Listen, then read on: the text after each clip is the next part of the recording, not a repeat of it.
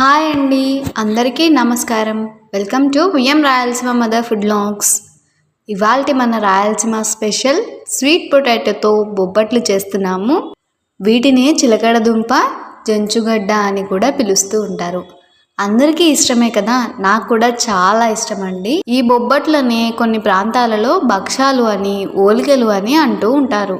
మరి మీరేమంటారో మాకు కామెంట్ చేయండి. మీ అందరికీ కూడా బెస్ట్ అండ్ సింపుల్ వేలో చేసి చూపిస్తున్నాము. ఈ రెసిపీ చాలా సింపుల్ అండి. అయితే చిన్న చిన్న టిప్స్ పాటిస్తే చాలు, లోపల స్టఫింగ్ దగ్గర నుంచి పైన పొరల దాకా పర్ఫెక్ట్గా వస్తుంది. ఇలా స్వీట్ పొటాటోతో ట్రై చేసి చూడండి, చాలా రుచినిస్తాయి. మరి ఈ రుచికరమైన రెసిపీని చివరి వరకు మిస్ అవ్వకుండా చూసి మీరు ట్రై చేసి మీకు ఎలా కుదిరిందో నాకు కామెంట్ చేయండి. ప్రాసెస్ చూద్దాం. ముందుగా బౌల్లో 2 కప్పుల మైదా, 2 స్పూన్లు సూజీ రవ్వ, 1 చిటికెడు సాల్ట్, 1 చిటికెడు పసుపు వేసి బాగా కలిసే విధంగా కలిపేసుకోవాలి. అలాగే తగినన్ని నీళ్లు కూడా వేస్తూ బాగా సాఫ్ట్ పిండిలాగా కలుపుకోవాలి.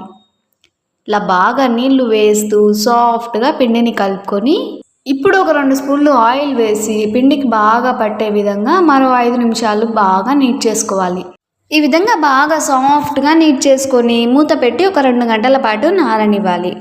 ఈలోపు 500 గ్రాముల స్వీట్ పొటాటోస్ని శుభ్రంగా కడిగి తీసుకోవాలి. ఆ తర్వాత ఒక ప్యాన్లో తగినన్ని నీళ్లు వేసి ఇదిగో ఈ టైప్లో ఉన్న ఒక ప్లేటు, అలాగే మూత కూడా పెట్టేసి బాగా బాయిల్ చేసుకోవాలి. వాటర్ ఈ స్టేజ్లో బాయిల్ అవుతుండగా స్టీమర్ పెట్టి అందులో స్వీట్ పొటాటోస్ని అరేంజ్ చేసుకొని మూత పెట్టి మీడియం ఫ్లేమ్లో 15 మినిట్స్ వరకు స్టీమ్ చేసుకోవాలి. మనకైతే కరెక్ట్గా ఒక 15 మినిట్స్కి పర్ఫెక్ట్గా స్టీమ్ అయిపోయాయి. ఇప్పుడు ప్లేట్లోకి తీసుకొని చల్లారాక పైనున్న తోలుని నీట్గా తీసేసుకోవాలి.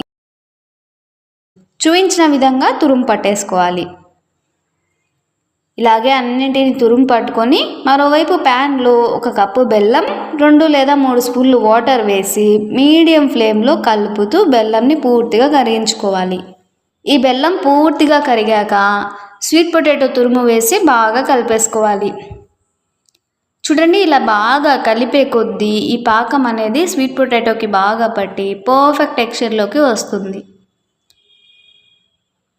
ఇందులోనే 1 స్పూన్ పీనట్ పౌడర్, 1/2 స్పూన్ ఇలాచీ పౌడర్ వేసి మరి కాసేపు బాగా కలుపుతూ ఫ్రై చేసుకోవాలి. స్వీట్ పొటాటో ఈ టెక్స్చర్లోకి వచ్చాక స్టవ్ ఆఫ్ చేసి ఒక ప్లేట్లో వేసుకొని పూర్తిగా చల్లారనివ్వాలి. పూర్తిగా చల్లారిన ఈ మిశ్రమంని చూపించిన సైజులో ఉండలు చేసుకోవాలి. ఈ విధంగా బొబ్బట్లలోకి స్వీట్ పొటాటో స్టఫింగ్ తయారు చేసుకొని పక్కన ఉంచాలి. ఇంకా 2 గంటల పాటు నానబెట్టుకున్న పిండి ముద్దని తీసుకొని ఇందులో నుంచి కొద్దిగా పిండిని తీసుకొని అలాగే పార్చ్మెంట్ పేపర్ని కూడా తీసుకొని నెయ్యి అప్లై చేసి చూపించిన విధంగా పిండిని ఈవెన్గా ప్రెస్ చేసుకోవాలి. ఇలా ఈ సైజ్ మందంలోకి ఈవెన్గా ప్రెస్ చేసుకొని స్వీట్ పొటాటో స్టఫింగ్ని పెట్టి ఇలా ఎడ్జెస్ అన్నింటినీ కూడా క్లోజ్ చేసేసి మళ్ళీ బాగా ఈవెన్గా ప్రెస్ చేసుకోవాలి. ఇలా మీకు వీలైనంత థిన్గా ప్రెస్ చేసుకొని మరోవైపు ప్యాన్ని హీట్ చేసి తయారు చేసుకున్న బొబ్బట్టుని ఇలా పార్చ్మెంట్ పేపర్తో సహా వేసి ఈ పైన పార్చ్మెంట్ పేపర్ని తీసేసి నెయ్యి అప్లై చేసి బాగా కాల్చుకోవాలి.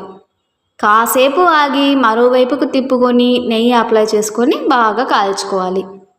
ఇలా బాగా 2 వైపులా తిప్పుకుంటూ నెయ్యి అప్లై చేసుకుంటూ మంచి కలర్ వచ్చేంత వరకు కాల్చుకోవాలి.